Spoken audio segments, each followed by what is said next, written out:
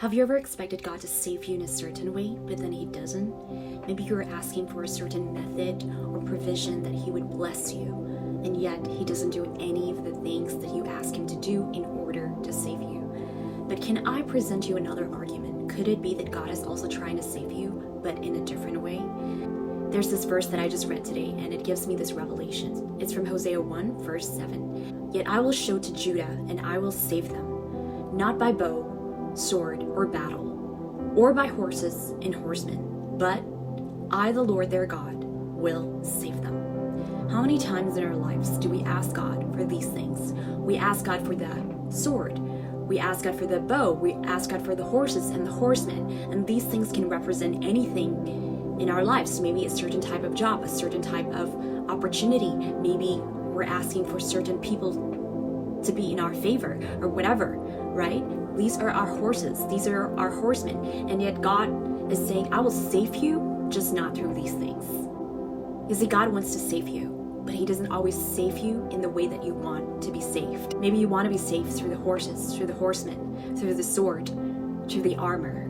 But God is, in fact, giving you another way to be saved.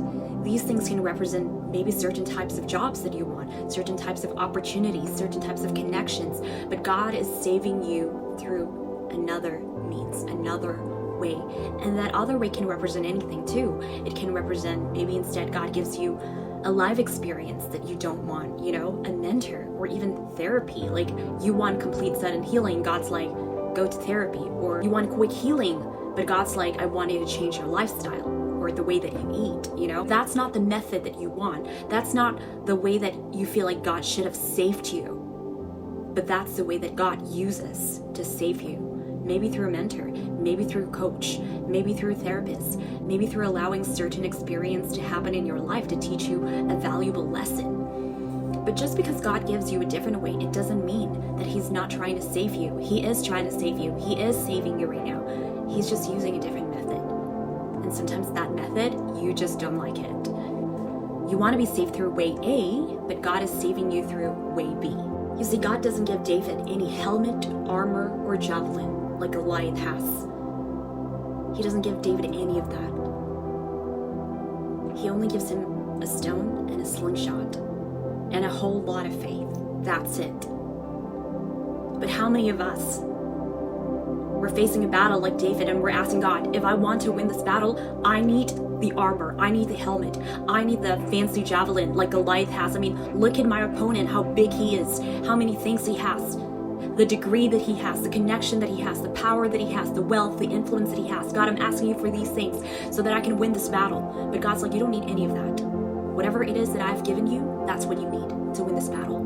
Because I'm going to tell you, I'm going to save you, just not through these things. I'm going to give you the opportunity, just not through the ways that you thought I will give you. And so we cannot limit the way that God works in our lives. Just because He doesn't give it to you in the way that you wanted or in the way that you thought He should have given it to you, it doesn't mean that He's not trying to save you. It doesn't mean that you can't win the battle that He has allowed you to go through. It doesn't mean that there's no guarantee for success in your life. He will win your battle. He will fight the battle for you, just not through the common, usual ways that you think He should. Let's read 1 Samuel 17, verse 48 to 50. It says, David said to the Philistine, you come against me with sword and spear and javelin, but I come against you in the name of the Lord Almighty, the God of the armies of Israel, whom you have defied. This day the Lord will deliver you into my hands, and I'll strike you down and cut off your head. The very day I will give the carcasses of the Philistine army to the birds and the wild animals, and the whole world will know that there is a God in Israel. All those gathered here will know that it is not by sword or spear that the Lord saves. That's keyword right there. It is not by sword or spear that the Lord saves. For the battle is the Lord's, and He will give all of you in our hands. And the Philistine moved closer to attack him. David ran quickly toward the battle line to meet him. Reaching into his bag and taking out a stone, he slung it and struck the Philistine on the forehead. The stone sang into his forehead, and he fell face down on the ground. So David triumphed over the Philistine with a sling and a stone. Without a sword in his hand, he struck down the Philistine and killed him. I mean, I was reading that and I'm like, Without a sword in his hand, he struck down the Philistine and killed him. What are you trying to kill? What kind of battle are you trying to win? Yeah, you don't need all of that. You don't need the fancy javelin. You don't need the fancy armor. You don't need the connections. You don't need this type of opportunity, that type of opportunity. You don't need to look a certain way. Like whatever God has placed in your life, even if it's just a stone and a slingshot, it is enough. It is enough for you to win the battle, because it is the Lord that will go to the battle. You're not going there alone. You're going there with the name of the Lord.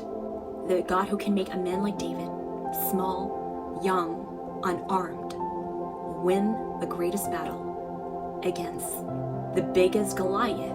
So maybe today you're wondering why God hasn't given you the sword and the javelin and the armor, why God hasn't given you the connections, the job opportunity, the influence, the power, whatever it is that you think you need to succeed.